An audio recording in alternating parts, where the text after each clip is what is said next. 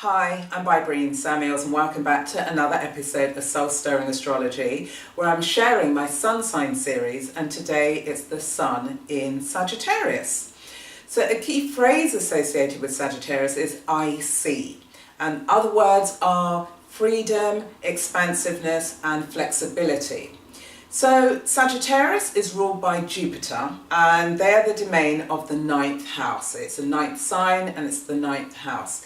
So as a Sagittarian, you've got this great desire to be pushing back boundaries in the worlds of education, philosophy, psychology, law, ethics. So it's where you're dealing with value systems and you're feeling very philosophical about them, and you're trying to actually anchor and establish your own belief system.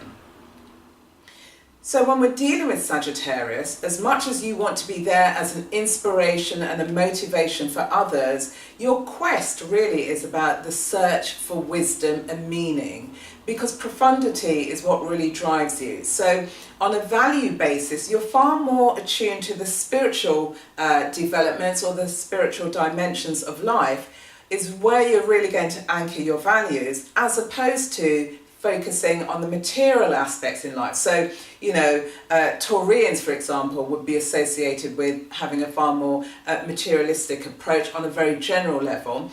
And with regards to you as a Sagittarian, it's about spirituality.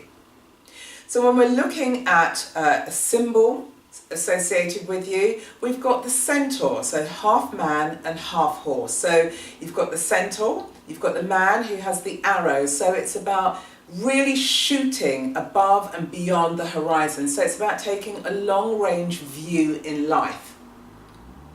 So with the human aspect, you've got a consciousness around motivating and raising others. And with the horse aspect, the centaur aspect, you're grounded on earth. So it's the aspect of you, how you bring these two, visionary on the one hand and being grounded on the other. So with regards to centaurs, which is one of your symbols, a centaur in ancient Greece, they used to roam around in the forest, which suggests that freedom and flexibility and exploration are so important to you.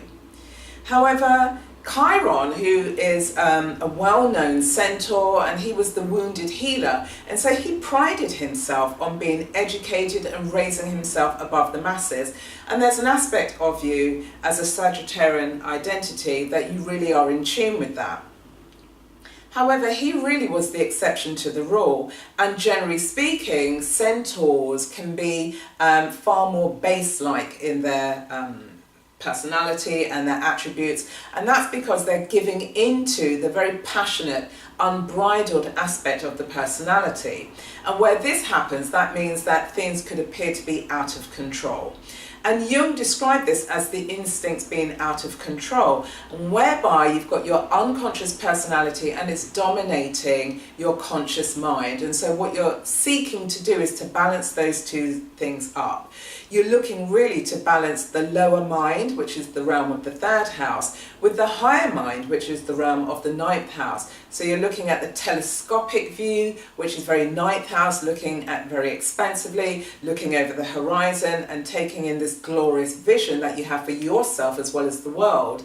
And then looking at the microscopic view, how are you able to bring the fine details into life? Because as a Sagittarian, there's an aspect of you, as much as you're really generous and you're into risk-taking and gambling and living this life which feels textured and beautiful, what you can do in all of that is over-promise and under-deliver. So your intentions might be in the right place, but because you've got an expansive vision, you can take your eye off the ball, and so therefore you may have difficulties in following through on what you say you're going to do. And what can help you here is by looking at your opposing sign, which is Gemini. And so Gemini is ruled by Mercury. It's one of the signs ruled by Mercury. The other is Virgo. And both of these signs are interested in the detail, with regards to Gemini, which is the direct opposition, because Virgo is square to Sagittarius. But with Gemini, it's the gathering of facts and data and information that you can actually use in order to implement and bring about this grand vision that you have for your life. So to help you to grow, it's about how you're able to focus down and pick up the details. So one of your lessons is about mastering your mind. And if we go back to ancient Japan, where archery was practiced, and archers were taught to focus down because it was a spiritual discipline as well as a psychological discipline. And the discipline was about teaching self-mastery and patience. It's great having a grand vision, but it's about the patience in order to move forward in a sequential, logical way. And with Sagittarians, at times they can be operating in a quite dispersed way, dispersed energies, because of the excitement of living life in a very adventurous way. So when we're looking at Sagittarius, the lesson, as I said, is about how you're able to ground yourself. And within all of that, it's also about perfection, but perfection of self. Because you're great in terms of trying to inspire and motivate other people, but there's an inability somewhere along the line for you to do so. And so one of the things that can help is where you're beginning to turn that energy inwards.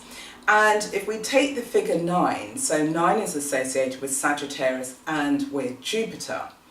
So there's an Arabian myth, and there was a senior, and his focus was on washing the 7 stars. And this really equates to washing your personality. And you wash your personality once you've learnt the lessons of the previous 8 houses. And so the lessons that came through from Aries right through to Scorpio is a way that if you've been paying attention and living more consciously, you'll be able to pick up the direct and also the nuanced perspectives coming from those houses. And so the symbol of washing the 7 stars was about washing the personality, and that's about taking account of the planets, the stars and the houses. And as you've journeyed through them, you arrive then at the 9th house, this place of philosophy and wisdom. But wisdom can only be gained through lived practical experience.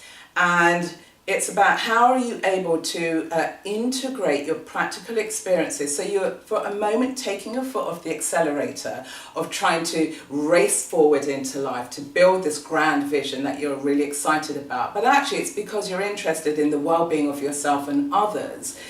But to really lead authentically, you've got to be able to understand how you balance the different aspects of yourself.